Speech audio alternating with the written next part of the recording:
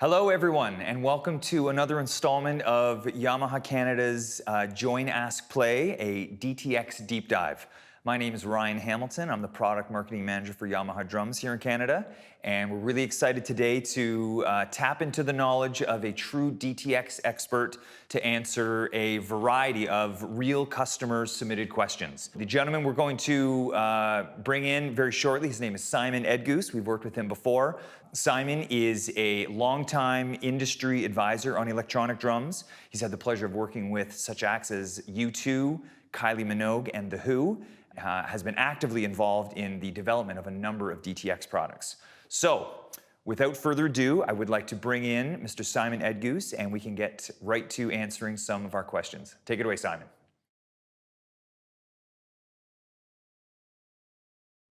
Hello, Ryan, and thank you very much for inviting me to do this. And also thanks to Brent, who's behind the scenes putting this all together. So thank you very much.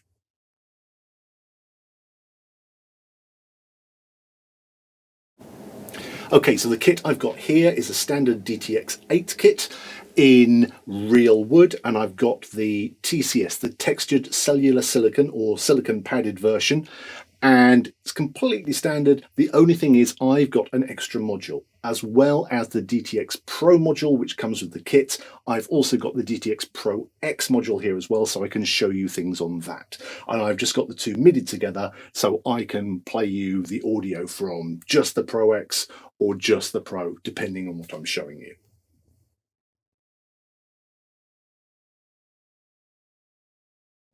Okay, what are the purposes of tuning and customizing a kit?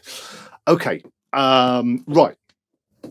So I assume this means, on an electronic kit, you can change everything. You can change the pitch, the sounds, and all that sort of stuff. Why should we do that? Well, if you think about an acoustic drum kit, and I'm guessing most of you watching are drummers, as soon as we get an acoustic drum kit, we change the heads, we change the tuning, we put our cymbals on, and every single acoustic drum kit is unique to its owner. I will guarantee that no two drum kits sound exactly the same after they've been with the owner for a while. So it's to make the kit authentic for us. It's to make it so that we can just sit down at an acoustic kit or an electronic kit, a DTX, and play it and feel like we belong there. That's it. We don't want it to feel like it's somebody else's kit. We want it to feel like it's our kit. And on a DTX, we can do that in hundreds of ways. We can change the tuning, change the samples, change how long the sound is, many, many, many different things to make it sound like we hear in our heads. That's the most important thing. So authenticity is the reason. We want it to sound like it's our drum kit, how we want it to sound in a mix, how we want it to sound on a gig, and the DTX gives us hundreds of different parameters which we can change to make it sound like us. So I'm guessing the short answer is the reason we can change the sound of the kits on electronic kits is for authenticity's sake, to make it sound like us. I hope that answers that.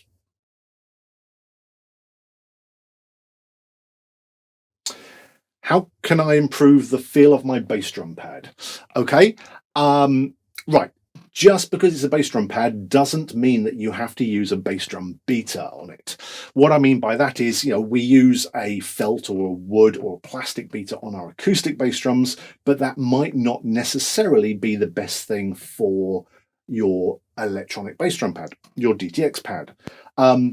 So what I would suggest is have a look around and see what else you can find. For example, there's some really good cajon beaters. There's ones which have got big round faces. There's ones which look like tennis balls. And these are designed for the cajon, the Spanish box drum. But you can use them on electronic pads and they feel great and they trigger really well as well. So I would suggest go and have a look and see what you can get. Try a few things and you'll probably be really surprised. At the moment on this kit, I'm using one of the ones I just mentioned, which looks like a tennis ball. And for me, that just works. It works great on anything. I can use it on mesh, I can use it on rubber, and it all works. Now, talking of mesh, don't use a felt beater on a mesh bass drum pad, because you will go through that mesh bass drum pad, mesh bass drum head even, in no time at all.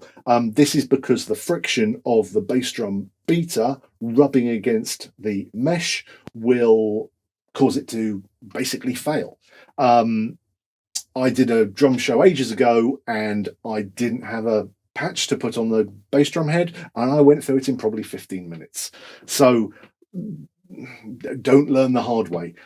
If you're using a mesh bass drum head, something like you get on the KP125, then you need to use a plastic beater, or if you are going to use a mesh bass drum, felt bass drum beater, then put a little sticker on the head where it hits so it's not rubbing against it.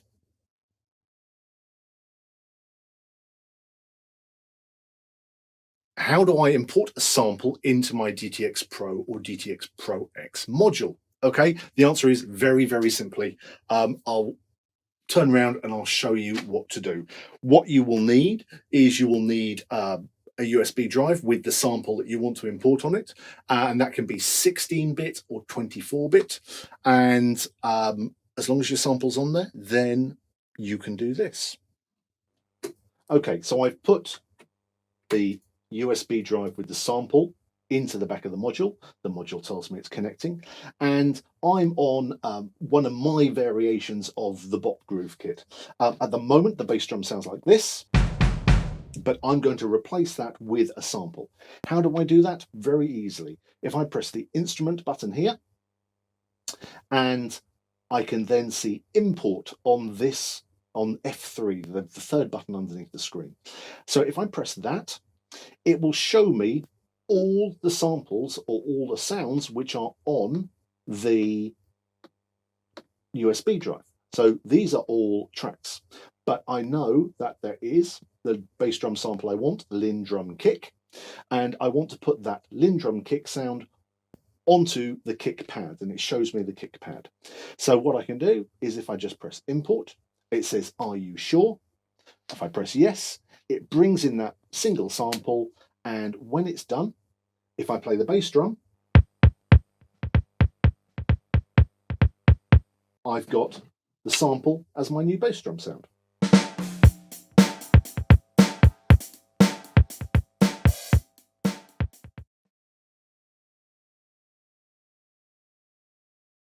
How do I use layers in my DTX Pro or DTX Pro X modules? Right, I'll show you on the DTX Pro, but it's the same principle on the DTX Pro X module as well. Layers are really useful.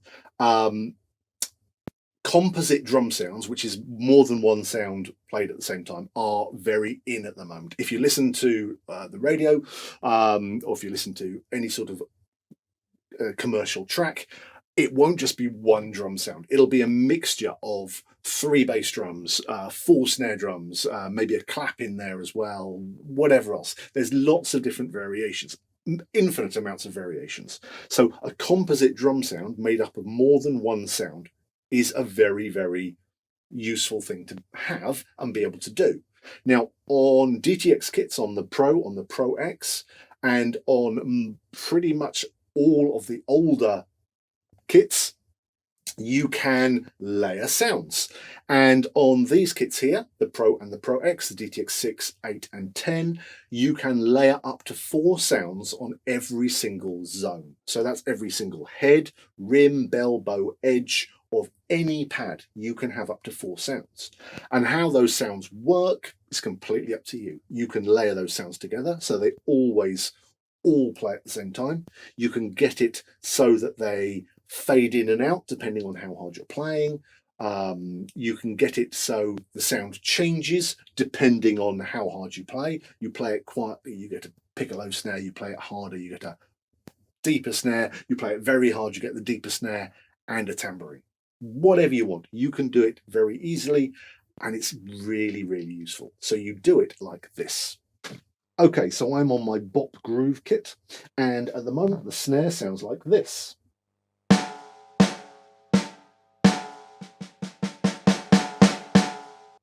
So I want to find a nice, interesting sound which I can layer with it. And I do that like this. Go to Menu, go to Kit Edit, go to Voice.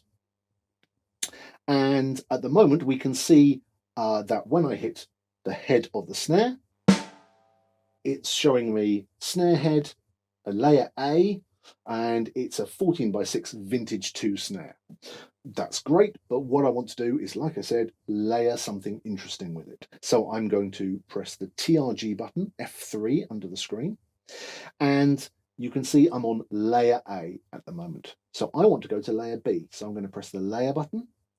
The cursor moves to the B layer, and just to make sure the screen doesn't change when I hit anything else, I'm just going to press the padlock button, and a little padlock will appear in the top left-hand corner of the screen. So if I now press exit, the module will show me what is on layer B. And at the moment, no sound is assigned to layer B. So if I hit the drum, you still only hear the snare. So what I want to do, I'm going to go up to the categories. I want something interesting. So let's go for effects. And I could add a clap.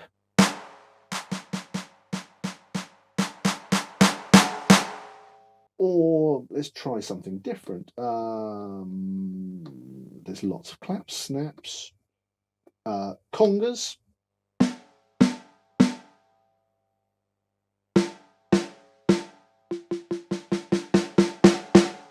It really depends on what you need.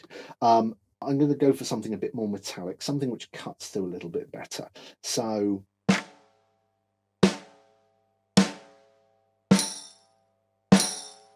that sounds good to me. Right. Okay, so we've got our snare and our hip hop percussion, whatever that is. Sounds like a loose tambourine to me. And we got them laid together. So whenever I play the pad, both sounds will sound. But if I come down here, I can actually get it so that the new sound only comes in at a certain level. So at the moment, if we see velocity low is 0 and velocity high is 127, that means regardless of how hard I play, it's always there. But if I turn up the velocity low, it means that the new sound won't come in until I get to around about 100. So if I play the pad quietly, you'll only hear the snare drum. If I play it hard, you'll hear both sounds together.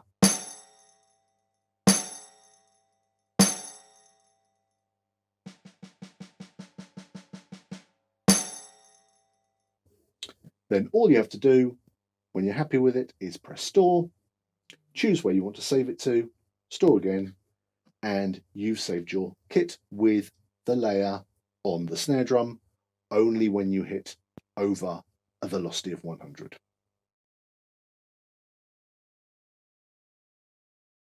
Oh, a nice easy one. Fantastic. Where are the shells made on the DTX 8 and the DTX 10 kits?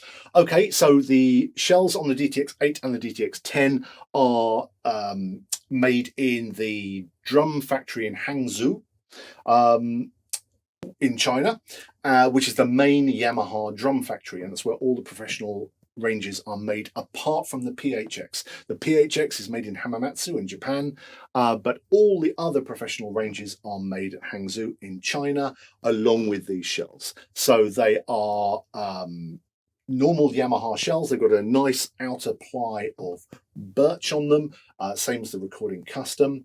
And that is what the finish is put onto. So the finish is either real wood or black forest. Yeah, so that's it. Short answer, Hangzhou in China.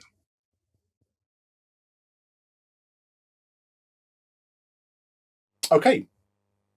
Oh, bit of an in-depth one, this one. How do I use Wreck and Share? Right, so if you don't know Wreck and Share is a free app which runs on Android or iPhone, and it connects to DTX 8, DTX 6, DTX 10, and EAD and DTX 402. And it allows you to play back tracks, add on clicks, slow stuff down, speed stuff up. You can make videos with it. You can upload those videos to social media or anything else you want. It's an incredibly powerful, free app. Very, very powerful. So let's have a look.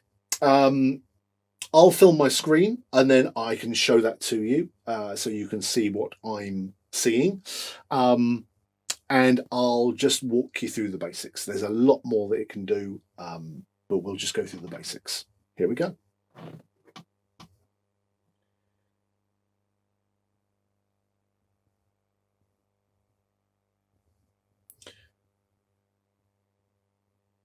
Okay, so first of all, I need to open the Rec and Share app.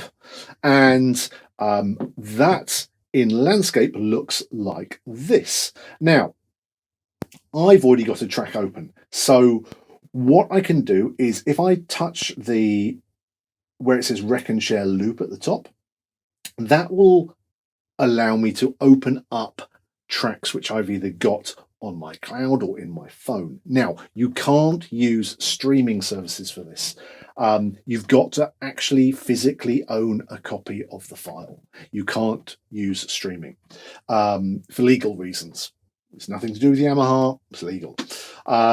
So what I can do now is I can have a look at everything I've got in Apple Music, everything I've got in local songs, or I can do a track without music, so that'll just be the drums. What I'm going to do is I'm going to touch local songs, and then I can see all the stuff which I've got stored on my phone. I've actually got it in a folder, in a Dropbox folder, which I've called Rec and Share just for my convenience. I always know where to go. So I'm going to open, let's have a look, what should we go for? I'm not going to open a track you will recognize because we might run into copyright issues. So I'm going to run into one of my demo tunes, Rec and Share loop. There we go. That was the one I just had open as well. Very convenient. And so if I now press play, this is what you'll hear.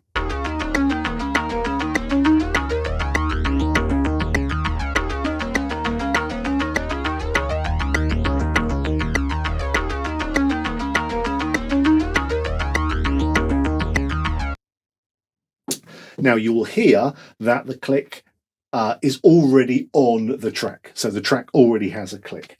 And when you open up a new track in Rec and Share, it will add the click for you. It will analyze the track and it will put a click on it.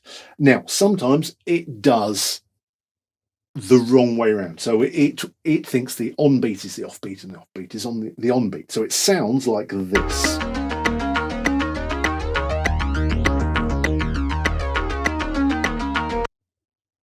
If that happens, all you've got to do is just touch the button, that one there, and now it will swap over. So now it will be in time.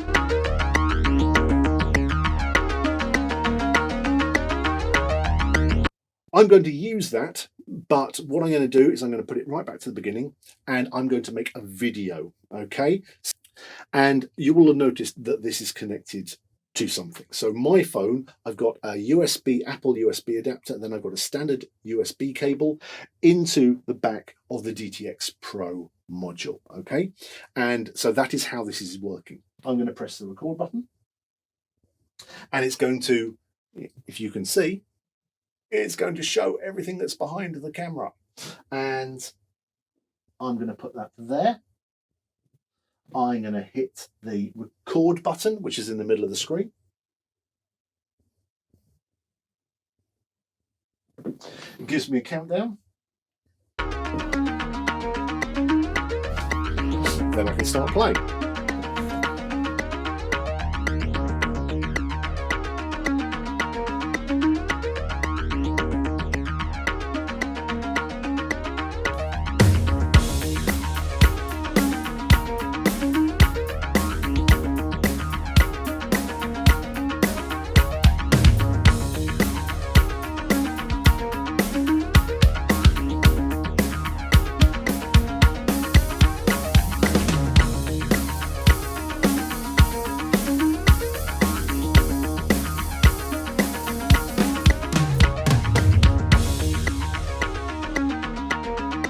I've got my video, I'm going to press the save button.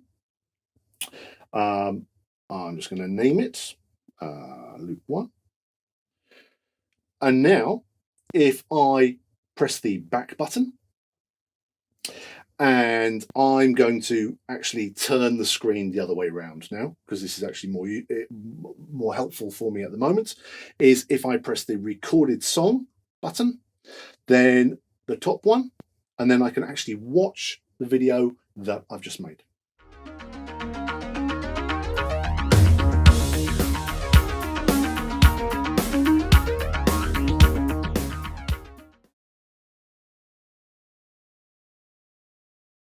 How do I remove an instrument from a track using Rec and Share? Okay, so since version 2 of Rec and Share came out, you've been able to remove instruments. So you've been able to remove the vocals, the guitar, the bass, the drums, which is the most important thing.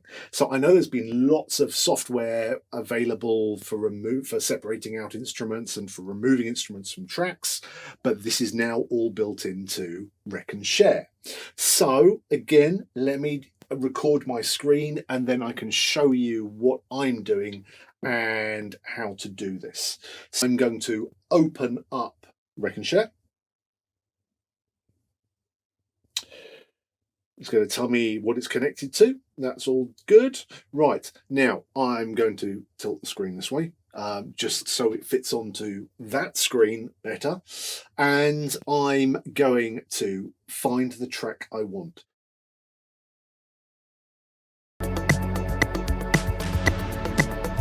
And you can hear there's drums in there. So I want to remove those drums. So now I'm going to go over to the right-hand side of the screen. I'm going to touch the audio track separation bar, and it's going to ask me if I want to audio track separate, which I do. So I'm going to press OK. And now we're going to have to skip forward because it's going to take a few minutes.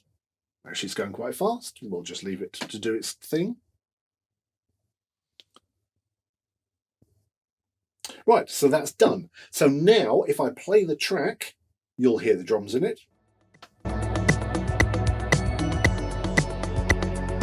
Just going to remove the click.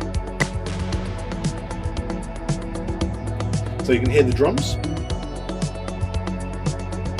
But if I press the drum icon on the right-hand side, the audio track separation side, there, now we have no drums.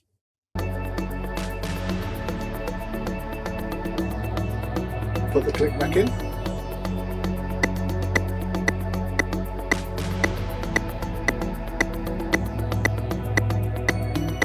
It's as simple as that. It's brilliant. So I can put all my favourite songs into Rec and Share. I can remove the drums. I can play along with them, or I can make a video of me playing along with them with my drumming rather than the original track drumming. It's that simple. That is audio track separation in Rec and Share. Okay, time for next question, which is a really heavy one. Okay, what are the differences between gain, sensitivity, and velocity? Okay, right, so let's have a look at the first one, gain. When you hit a pad, it generates a little electrical pulse, which goes down the cable to the module, and the module sees how big the pulse is and goes, right, I need to trigger this sound, and it needs to be this loud because that's the size of the signal that I got. Gain is something where you can make that signal going into the module bigger. If you're a very light player, you'll need to make it bigger so the module can understand it properly. And if you're a very, very hard player, you can make the signal smaller so the module can understand it. What you're trying to do is just make the signal that's going into the module the right size so the module can understand it, because we all play differently and we want the module to understand our playing in the best way. So we might need to adjust the size of the signal going into the module, and that is gain. And it's really important to get right, because most electronic drummers don't get this right, and they always have it too high. And let me show you what happens if you get it wrong. Here we have the snare drum. If I hit it lightly, I get a quiet sound. If I hit it hard, I get a loud sound, and everything in between. But if I have the gain too high, this happens. If I hit it lightly, I get a really loud sound, and if I hit it hard, I get exactly the same sound. So it doesn't matter how hard I hit it, I get the same volume.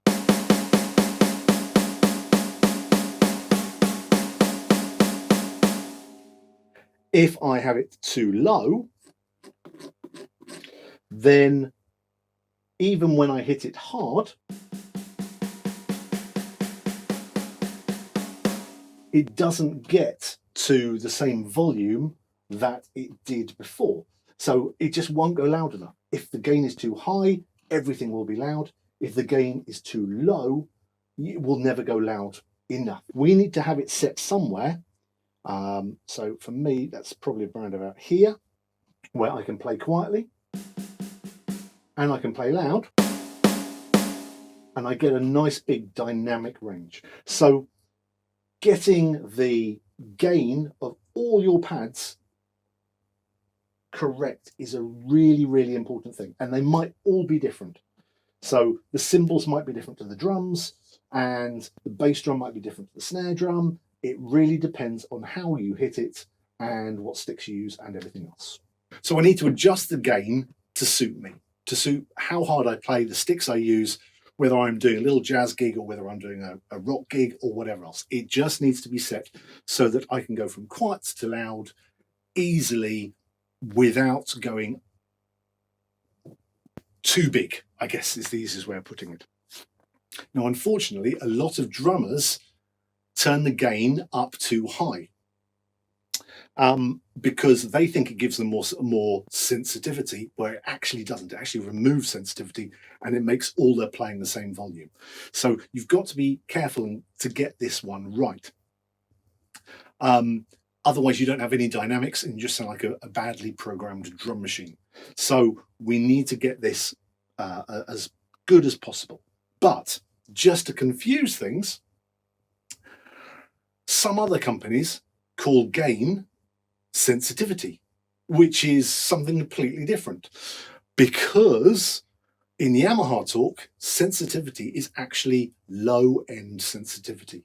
And what this means is it gives you more accuracy when you're playing very quietly. It makes the tracking, the module following your playing, more accurate. I'll show you what I mean. So what I'm going to do now is I'm going to turn the sensitivity down to 0. And I'm going to drop the stick onto the head and let it bounce, and you'll see what happens. Now, it's not picking up all the bounces. It's picking up the first few, and then it's sort of dying out. So the sensitivity here, if I turn it back up to where it was before, a little bit higher, if I do the same thing again,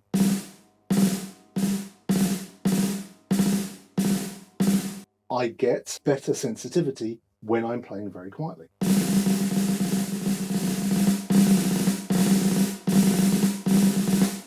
So if I try and do the same thing with the sensitivity on 0,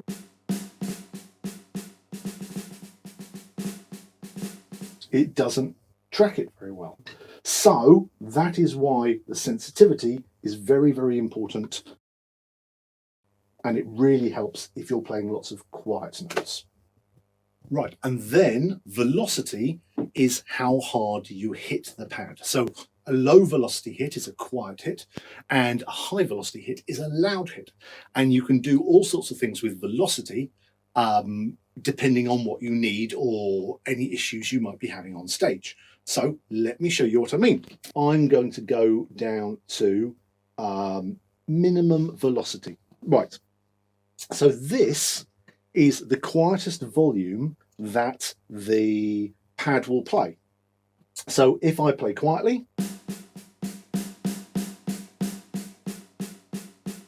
you can hear me hitting the pad lightly. And so the snare drum sound is very quiet. But if I turn up the minimum velocity, so it's full thing, and if I tap the pad very quietly,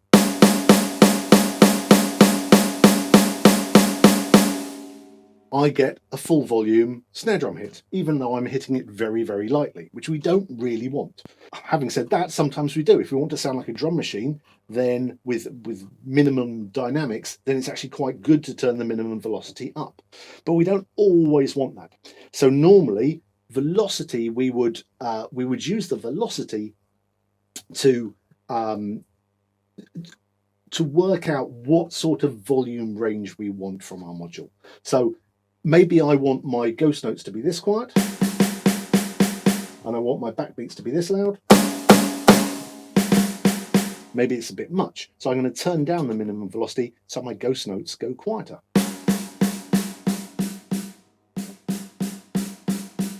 There we go.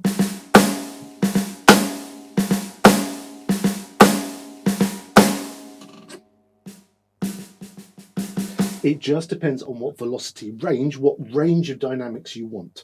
So velocity is the overall range of how loud you want to be. Do you want to be loud all the time? Do you want to be quiet all the time? Do you want to make your quieter notes louder, which you may well want to do? If you want all your volumes to be sort of a bit squashed, sort of compressed, then it's a good idea to turn up the minimum velocity, because it will help all your ghost notes cut through. But at the same time, you still want it to sound like a drum kit. You don't want it to sound like a drum machine where everything's at fixed level. So it's a bit of a trade-off, and it's all about balance. It's all about making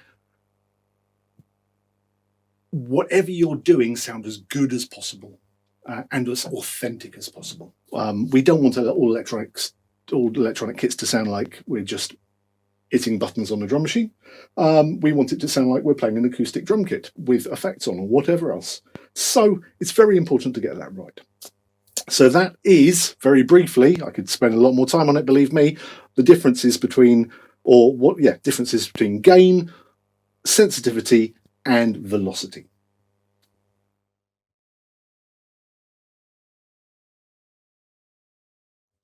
How do I make my electronic kit sound more realistic? Very good question. Okay, going to tell a story here. Right, I joined a big band, and when I was working out what gear I was going to use with a big band, I went very traditional. I used 18-inch crashes, quite heavy, sort of medium thin, but they were sort of older ones, so they were quite heavy sounding cymbals. And to me, they sounded horrible. They sounded really horrible, but they were authentic, so I used them. And they just sounded too bright, too loud, just very unsensitive, and they just sounded too big, just big and nasty, and didn't like them at all. But I stuck with them, and I put my phone at the front of the band during rehearsal, recorded the band just to see how it was all sounding. And when I listened back to the recordings, I couldn't believe how the cymbals in particular sounded. The cymbals sounded small and splashy and bright and just really crisp and lovely. Exactly the sort of cymbal sound I wanted, but I thought I'd go more traditional and use something heavier. So that reminded me of something I'd completely forgotten. The further you go away from an acoustic instrument, the lower it sounds. The pitch doesn't go down, but we hear less high frequencies. It's the low frequencies which carry, which is why if you walk past a club late at night, you hear the thump of the bass drum and the low end, but you don't hear the high end, because it's the low frequencies which carry. So if you want your electronic kit to sound more authentic and more real, then one of the things you can do is you can lower the pitch of everything, because that is how your audience would hear it if they were further away from the kit. So I found that very useful. The other thing is, when you're next door to a cymbal and you hit it, it rings for ages. But if you go into the audience and somebody else hits the cymbal sounds splashy for a second and then dies away, so you don't hear it. So you can make your drums and your cymbals shorter, and it'll help make them more realistic in a nice big mix. So I've set that up. I'm on the Pro X now, and only because I happen to have the same kit in 2 different forms already on it, so I thought I'd use that. So this is the kit at its original pitch.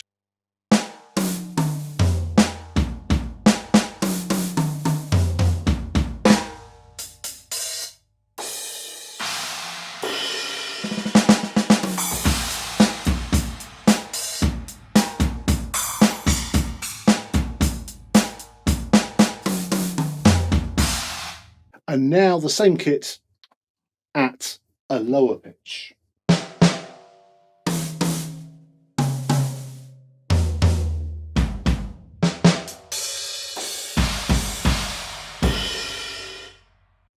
And also I've shortened the cymbals so they don't ring for as long.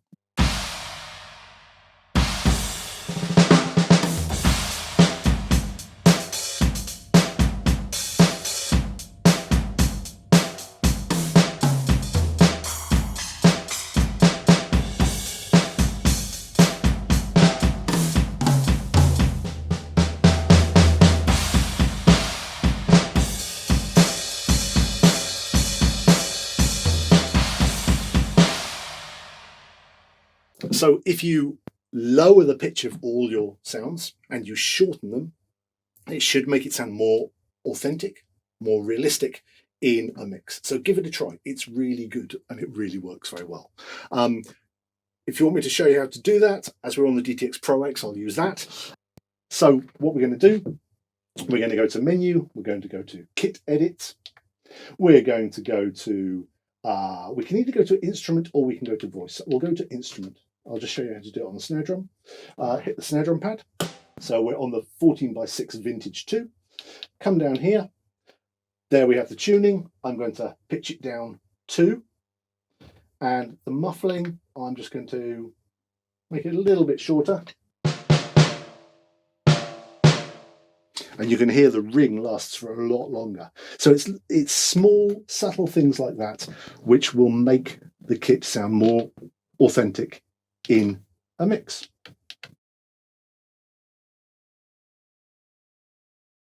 How does live set work on the DTX Pro X? Okay, right, so this is something which is unique to the DTX Pro X. You can't get this on the DTX Pro. And it's for bands who use backing tracks live. And more bands are using backing tracks live because it makes the band sound bigger. It means you haven't got to take as many people on stage, so there's more money to go around. And it just is something which is done. If you go and see any big touring band, 99% of the time they are using tracks as well as what you're seeing on stage. So it's a very common thing.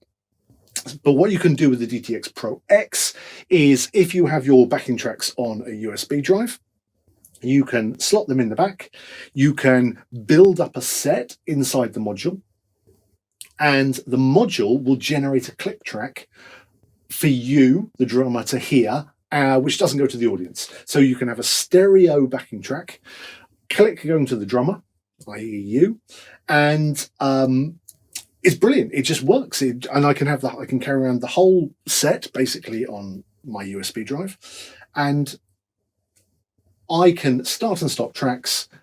The click's running perfectly in time with the track, and it's much easier and more convenient than having a laptop on stage. And I can route the output of the track to any outputs on the DTX Pro X, so they can go separately to the front of house desk. And yeah, that's it. It works really well. And it's very easy to set up. So let me show you. I am going to put the USB drive in the back of the module. When I get it the right way around, there we go. Okay, so the USB drive with my tracks on is in the module, and I'm going to turn the knob here to live set. And it's going to show me one of 10 user live sets. So I can back all these up to USB, so I never need to run out, but this is an empty one, and I'm going to show you how easy it is to create a live set. So if I press setting, and I can go through any of the up to 20 different tracks in a set. So I could have 20, up to 40 tracks in a 2-set gig. The first track of set 1, I'm going to edit it so I can put that in. And what I'm going to do is, if I come up to the top, I can choose which kit I want. So let's go for the steel ring kit, P002. Then I can come down here and I can set a tempo for that track. So let's go for 100 beats a minute, because I know that the track I'm going to use is 100 beats a minute. We'll leave pre-count and count off for the moment, and we'll come down, and this is where we choose the track that we're going, the backing track that we're going to play along to. So I'm going to look for one which I know is at 100 beats a minute. There we go, spacey delay 100. I'm going to come down and I'm going to turn this on. At the moment it says wave and click. Now this synchronizes the WAV file, the audio file on the USB drive, and the click. It makes it sync together. So when I press this, they are now synced together. This is a very clever thing. This is an offset timer. If I want to, I don't know, if I'm playing a backing track and I want a 20-second delay before the click comes in, I can set that up here.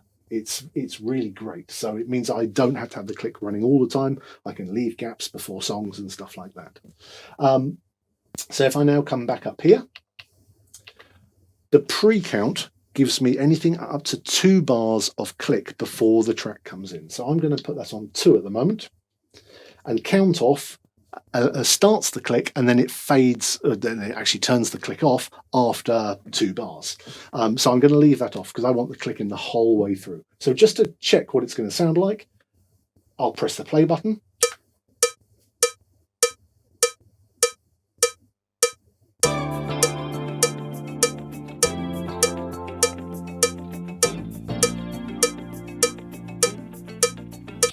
And that's it. It works perfectly. So it gives me 2 bars of click, and then it brings the track in, and the click is perfectly in time with the track.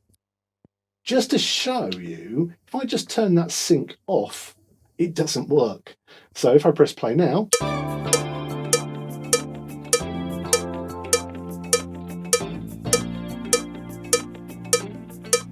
it's all out of time. So it needs to have that on, and then it will synchronize the click and the track and make sure they work. So let's just do it again. 2 bars of click. 1, 2, 3, 4.